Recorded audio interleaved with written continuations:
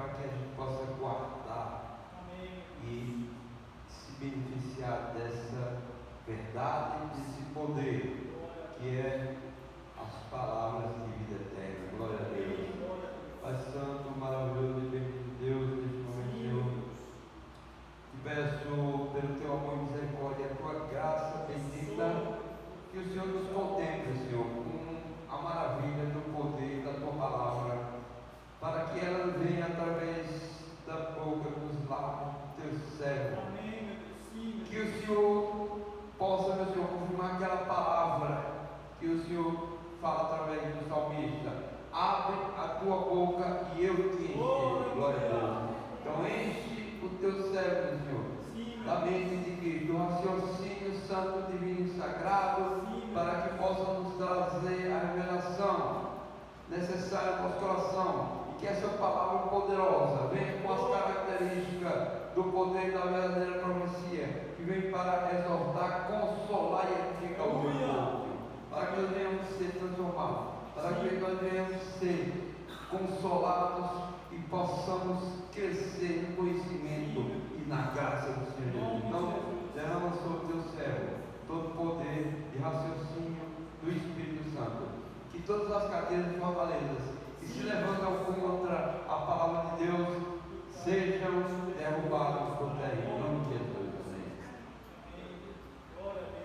Meus irmãos, boa noite. Que a graça do nosso Deus esteja nos auxiliando mais uma vez nesse momento tão precioso que é estudarmos a palavra dele.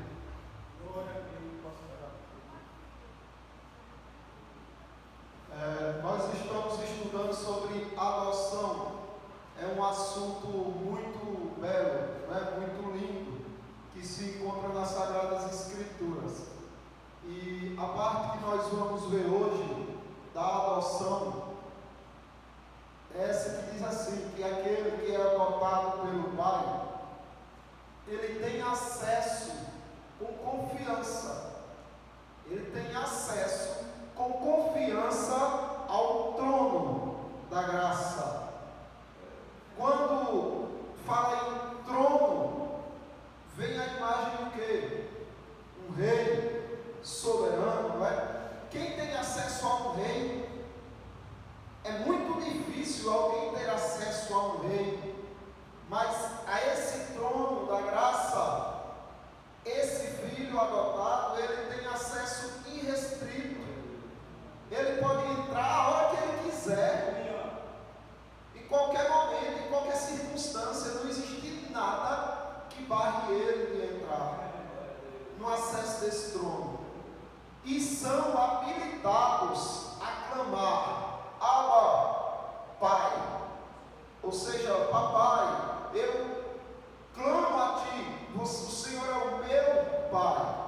Eles são habilitados a isso devido ao espírito de adoção. Então eles têm acesso. O que seria isso? Um acesso ao trono da graça de Deus. Nós podemos entender um pouco quando nós lembramos dos reis do contexto bíblico. Eles eram soberanos. O que eles queriam, eles faziam. Ninguém contrariava os seus interesses. O que eles diziam era executado. E quando ele não queria alguém na presença deles, ninguém se atrevia a chegar. Um exemplo disso é o rei Assuero. Em Esther, capítulo 4, do 15 por diante, você observa o seguinte: então disse Esther que respondesse a Mordecai: vai, ajunta todos os judeus que se acharem em Suzã, e jejuai por mim, e não comais nem bebais por 3 dias, nem de noite nem de dia. Eu e as minhas servas também jejuaremos. Depois irei ter com o rei, ainda que contra a lei. Se perecer, pereci. Isso daqui é porque Esther não estava querendo ir à presença do rei para pedir por misericórdia, como Mordecai, o seu tio, estava orientando ela. Era a única forma de Israel ser salvo, porque havia um plano macabro para destruir Israel e que Amã tinha projetado, e a única solução era Ester, que tinha acesso ao rei. No entanto, surgiu um problema. O rei estava frustrado, irritado, e disse: ninguém chega na minha presença. Se alguém chegar na minha presença e eu não apontar o meu bordão, o meu cetro, essa pessoa vai ser eliminada. E Ester teve medo, porque ela disse: olha, eu não fui chamada mais. Já faz alguns meses que o rei não me chama, e se eu aparecer lá e ele não estender o seu bordão, eu vou morrer. Mas aí Mordecai convence ela, né, de que ela poderia ser a única que poderia mudar aquela situação. Então o rei era assim, um rei irado. Ele não quer que ninguém chegue na sua presença. E observe que continua assim: todos os servos do rei e o povo das províncias do rei sabem que, para qualquer homem ou mulher que, sem ser chamado, entrar no pátio interior para avistar-se com o rei, não há senão uma sentença, a de morte, salvo se o rei estender para ele o cetro de ouro, para que viva. E eu, nestes 30 dias, não fui chamada para entrar ao rei. Então observe que para o povo era muito arriscado. O rei te chamou? Não. Eu posso entrar? Pode. Agora, se ele não estender o cetro, você não sai de lá vivo. E aí Ester tremeu, né, diante disso, porque era como se fosse um golpe de sorte. Porque um rei irado, ele é soberano e ele não admite ser contrariado. Agora, a insegurança de Ester diante da ira do rei. Vejam só, ao terceiro dia, Ester se apresentou com seus trajes reais e se pôs no pátio inferior da casa do rei, defronte da residência do rei. O rei estava sentado no seu trono real, fronteiro à porta da residência. Então, de longe, ele já avistou Ester. Que insegurança ela estava sentindo ali, hein?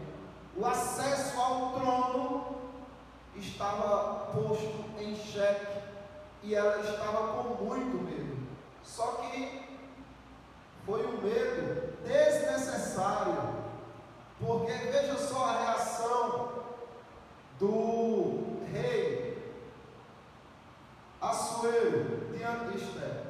O rei Assuero surpreende Ester, surpreende todos aqueles que tinham medo que ela se chegasse lá. Mas antes de vermos a reação do rei Assuero, eu quero questionar vocês a respeito do rei Jesus, do rei Deus Todo-Poderoso, o Pai, que está sentado no seu trono. Como é ele? Ele é um rei irado? O que é que vocês acham? Jesus é um rei irado? Assuero se mostrou um rei irado, e ele disse: ninguém chega na minha presença, e se chegarem, só existe um salvo-conduto, é se eu apontar o meu cetro de ouro para essa pessoa, ela sairá dali viva, se não, sairá dali morta. E Jesus Cristo é um rei irado? O que é que vocês acham? Opa, então temos aqui alguma divergência. Deus é um Deus que se ira todos os dias? E não, Deus ele não é um Deus irado. Bem, as duas respostas estão corretas. Deus é um Deus que se ira todos os dias. Contra quem? Deus é um Deus que não se ira. Contra quem? Que é amável. Para quem? Então aí é que está. Para o seu povo, para aquele que se achega, que tem acesso ao trono da graça. compaixão. É lógico que a correção, há uma ira misericordiosa no sentido de lapidar e corrigir os defeitos que ali estão, os erros, mas é de acolhimento, é de acesso. O Senhor Jesus Cristo é um rei irado. Observe o que diz o Salmo 7, versículo 11. Deus é justo juiz, Deus que sente indignação todos os dias. Ele é um rei mais justo, mais indignado do que o rei Assuero, e ele se indigna todos os dias. Não tem um dia que Deus não se ire por conta dos pecados. Isso é natural de Deus, isso é legítimo de Deus. Ele não pode compactuar com o pecado, ele não pode ver o mal e acatar o mal. Então ele está irado todos os dias contra os ímpios. Não é isso que diz em João capítulo 3? O que é que o Senhor diz a respeito? Veja só essa diferenciação aí. João capítulo 3, o versículo 36, que diz: por isso, quem crê no Filho tem a vida eterna. Quem crê em Jesus Cristo, ele já tem a vida eterna, ou seja, ele tem acesso ao trono da graça. O que, todavia, se mantém rebelde contra o Filho, não verá a vida, mas sobre ele permanece o quê? A ira de Deus. Ou seja, Deus não alivia a sua ira um dia sequer. Todos os dias ele é Deus indignado contra aqueles que rejeitam Jesus. Mas ele é o que para você que crê em Jesus? Ele é o Deus que te deu a vida eterna, que te recebe a todo momento que você for a Ele. E observe o que Jesus Cristo diz aqui, no exemplo, do servente. Mateus capítulo 22, do 11 por diante, ele diz: entrando, porém, o rei para ver os que estavam à mesa, notou ali um homem que não trazia veste nupcial e perguntou-lhe: amigo, como entrastes aqui sem veste nupcial? E ele emudeceu. Então ordenou o rei aos serventes: amarrai-o de pés e mãos e lançai-o fora nas trevas, ali haverá choro e ranger de dentes. Então, Jesus é um rei irado ou não é? É, mas para quem? Para aqueles que rejeitam a sua palavra. Para aqueles que creem, para aqueles que o amam, ele é um Deus completamente acessível, como foi Assuero para Esther. Veja só, a ira só era para os de fora, não era para Esther. Quando o rei viu a rainha Esther parada no pátio, alcançou ela um favor perante ele, estendeu o rei para Esther o cetro de ouro que tinha na mão. Esther se chegou e tocou a ponta do cetro. Veja o que o Senhor Jesus tem para os seus amados, é o que Assuero tinha para Esther. Então lhe disse o rei: que é que tens, que é que tens, rainha Esther? Ou qual é a tua petição? Até metade do reino se te dará. Respondeu Esther: se bem parecer, que seja preparado. E aí ela vai para um banquete para denunciar, ok? Mas observe como o rei a recebeu. Tá certo? Foi jejum, foi oração, tudo bem. Precisa orar em toda situação. Mas o importante você entender aqui é o seguinte: que quem chegasse morreria na presença do rei. Esther chegou e ela teve metade do reino diante de si. E com Jesus Cristo é diferente. Veja só, tem acesso com confiança ao trono da graça. Veja só o que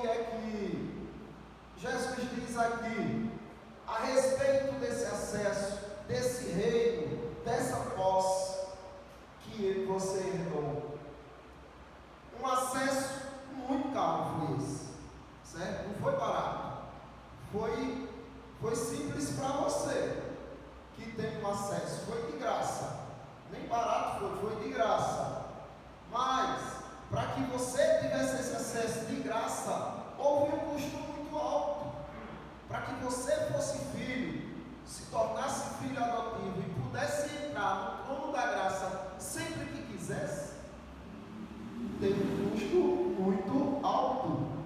Ora, onde há remissão destes, já não há oferta pelo pecado. Tendo, pois, irmãos, intrepidez para entrar no Santo dos Santos, pelo sangue de Jesus. Então você tem intrepidez, você tem autoridade para entrar no Santo dos Santos, não se gabando de nada, mas reconhecendo o preço que foi pago por você. Então você vai sem medo, você não vai com medo que Esté tinha, porque Esté estava diante de um rei humano, pecador, mas você está diante de um rei que te adotou. Então ele venha com intrepidez, você pode vir sem temer nada, e você vai ao trono da graça. Mas por que você tem esse acesso?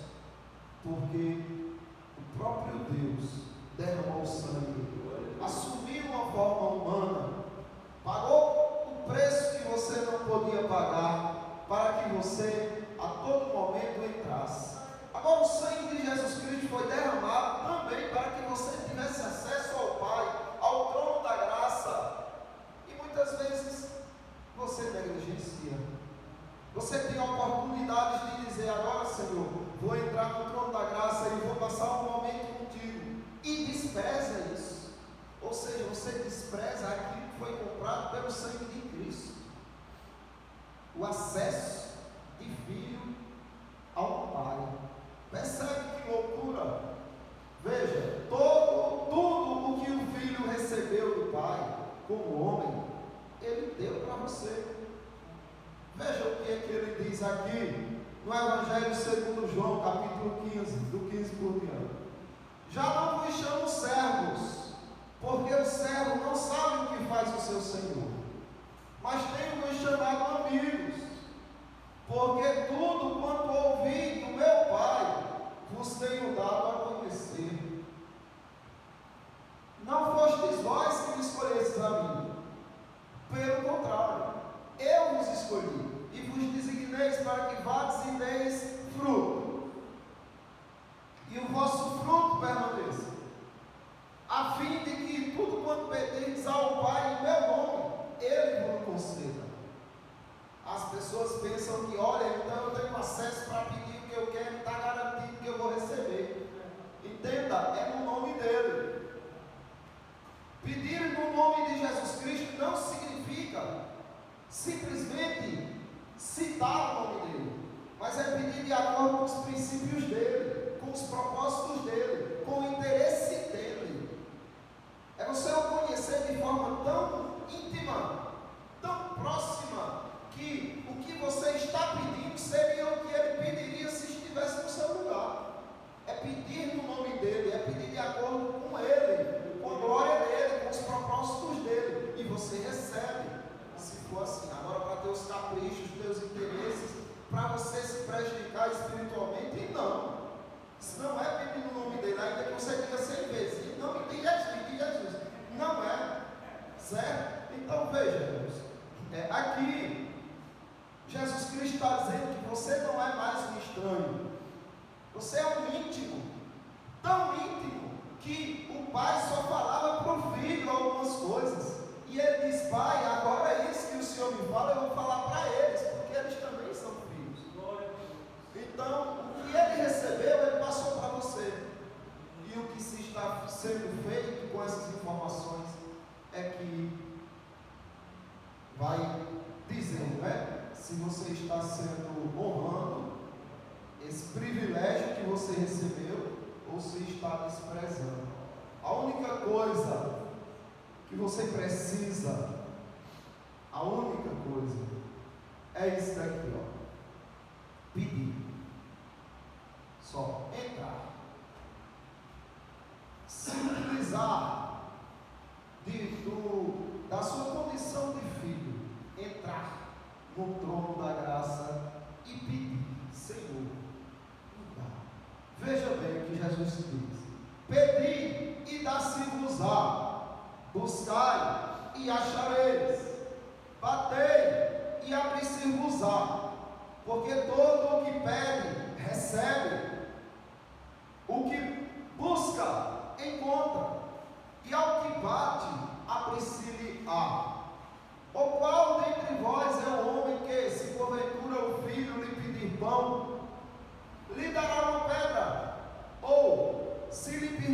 se lhe pedir um peixe, lhe dará uma cobra?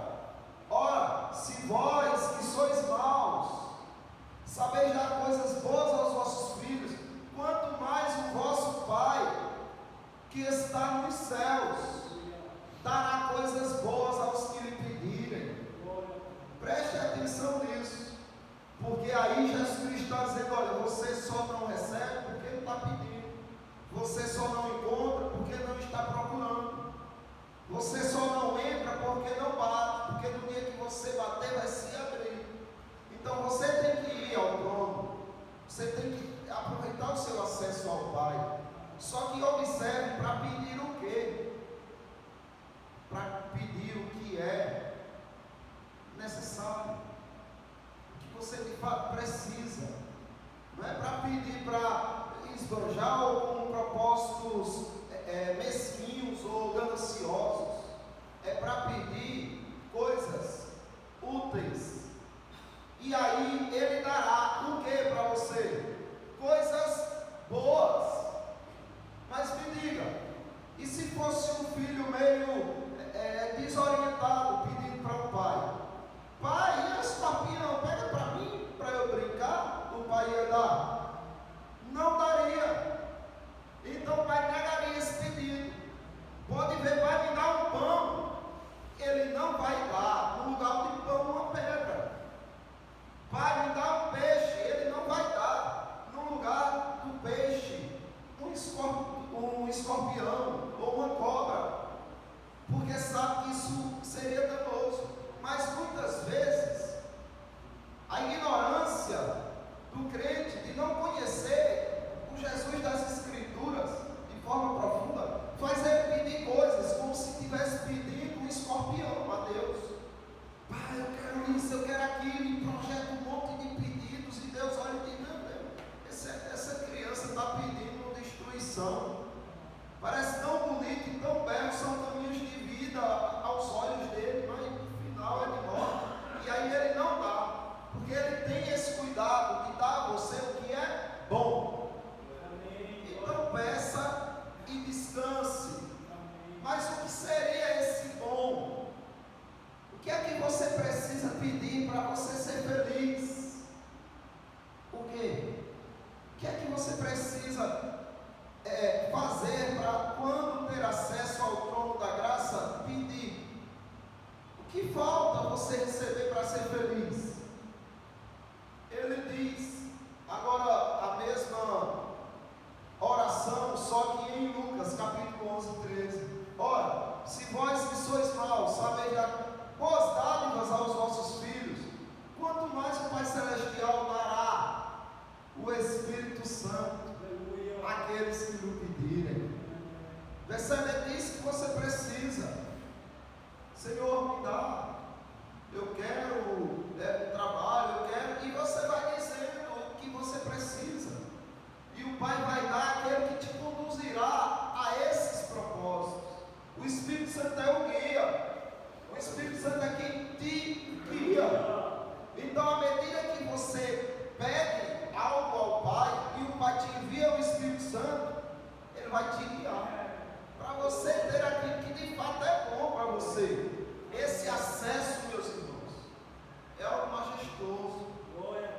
O reino foi confiado a você por causa desse acesso, por causa dessa filiação, dessa adoção. O reino foi dado a você. Do mesmo jeito que Assuero disse: olha, rainha, por que tanto receio? Diga o que você quer, eu te dou até metade do meu reino. O Senhor te deu já.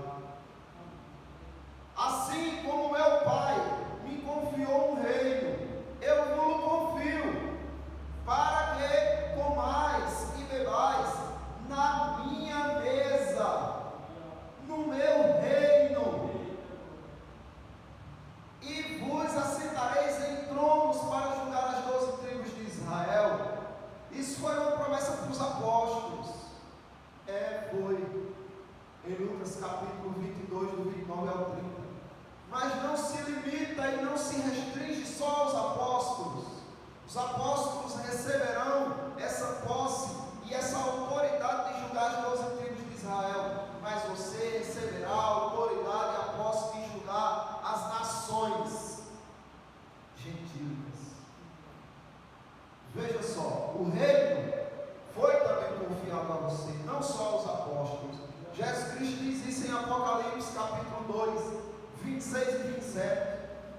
vencedor que guardar até o fim as minhas obras, eu lhe darei autoridade sobre as nações, e com cetro de ferro as regerá e as reduzirá a pedaços, como se fossem objetos de barro.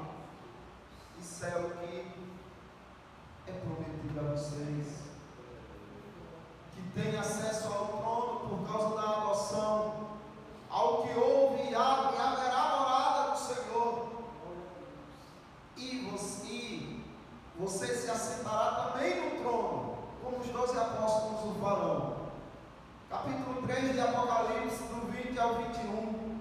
Eis que estou à porta e bato. Isso não é para os ímpios não, viu? Não diga para os ímpios que Jesus está batendo na porta do coração deles não, que é um engano.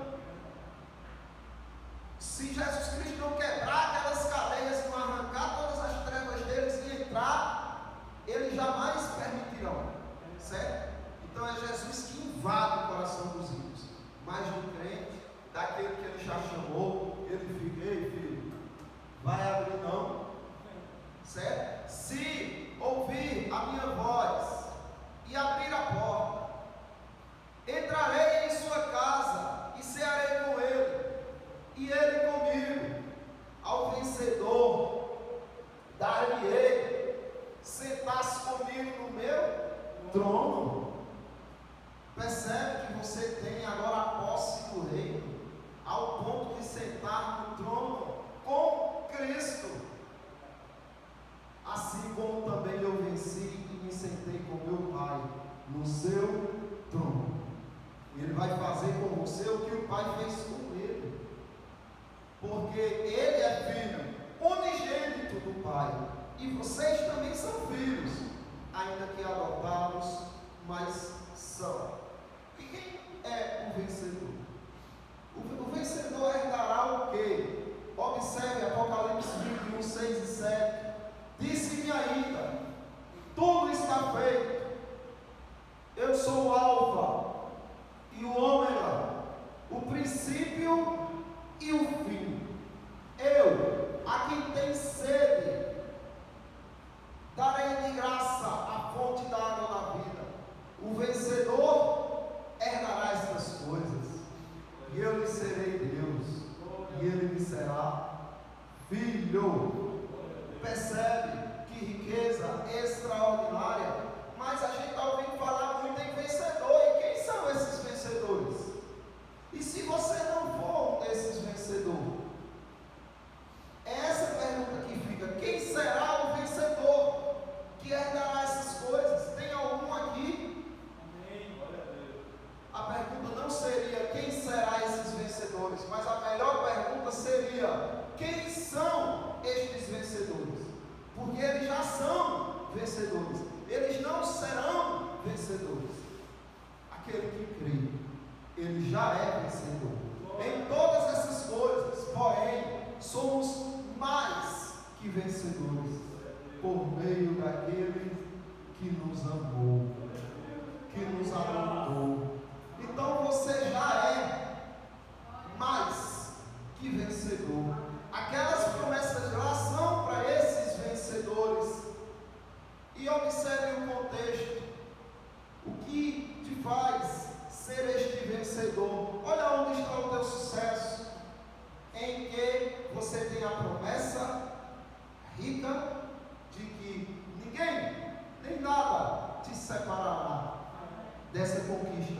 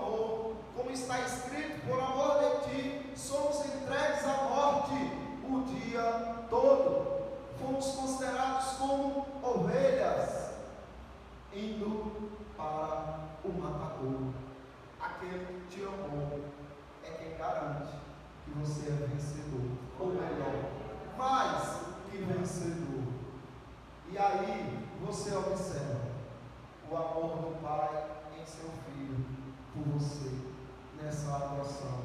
Porque eu estou bem certo. Olha, certo, ele não está certo disso. Ele está bem certo disso. De que nem a morte, nem a vida, nem os anjos, nem os principados, nem as coisas do presente, nem as do porvir, nem os poderes, nem as alturas, nem a profundidade, nem qualquer outra criatura poderá separar-nos do amor de Deus que está em Cristo Jesus, o nosso Senhor. Percebe o que é adoção e que riqueza nós temos e infelizmente ignoramos quando temos acesso a qualquer momento ao trono da graça. Ah não, mas eu fiz um pecado todo. Vá ao trono da graça. Ah, eu não sou digno, ninguém é, mas todos que creem receberam esta graça.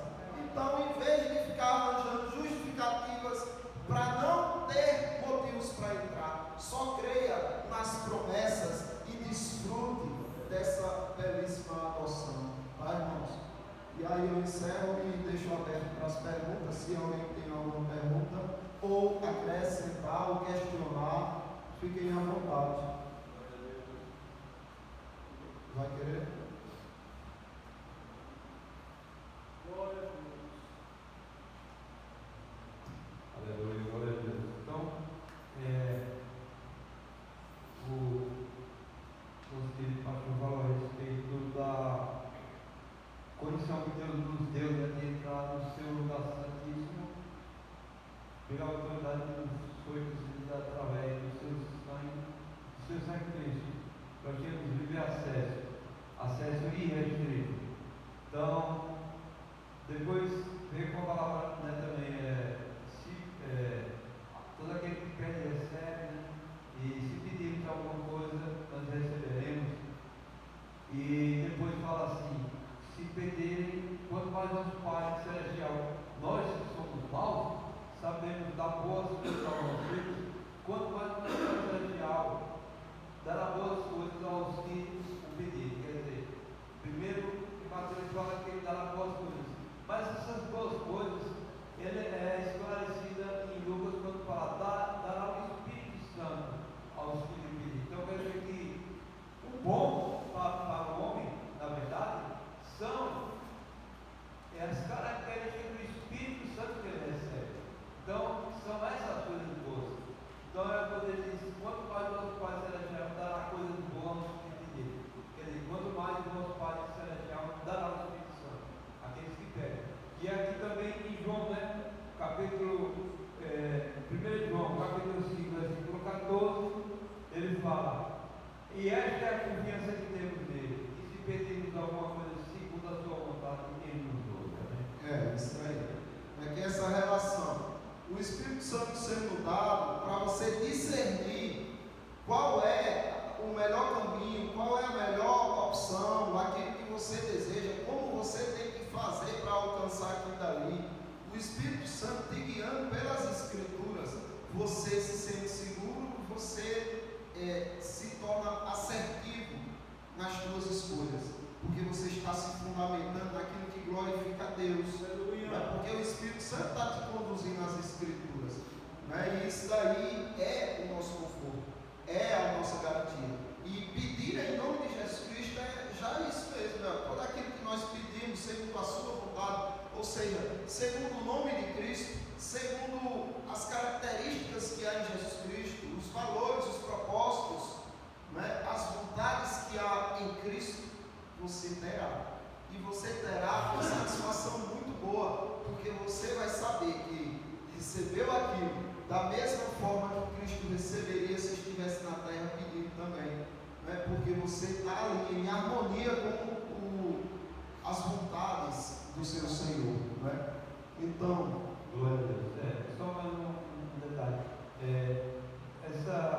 Esse exemplo que o pastor Júlio falou a respeito de que, olha, você diz: não pequei, eu não tenho como me aproximar do trono de Deus. coloca uma restrição, sempre que o acesso é restrito. E muitos que hoje são cristãos estão esfriando, porque a palavra de Deus, Jesus ensina claramente, vigiar e orar para que não caia em tentação. O espírito, na verdade, está pronto, mas a carne é fraca. Então, a partir do momento que se para o hábito da oração, então também se esfria e vai se cair nas tentações, porque está sem a proteção de Deus, porque não está indo ao trono da graça, né? Verdade. Foi o exemplo dos discípulos, né? Não vigiaram com o Senhor, e quando chegou a tentação, todo mundo correu, fugiu. Uns negaram o nome dele, outro traiu ele, e foi aquela tristeza toda, né? Ninguém ficou, todos fugiram, e depois ficaram se sentindo muito culpados, muito mal com aquilo.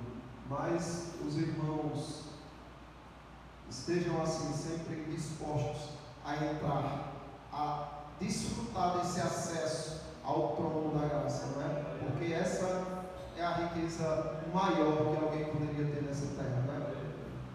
Os filhos de Bill Gates, desses homens bilionários aí, ou desses presidentes poderosos, eles não têm nem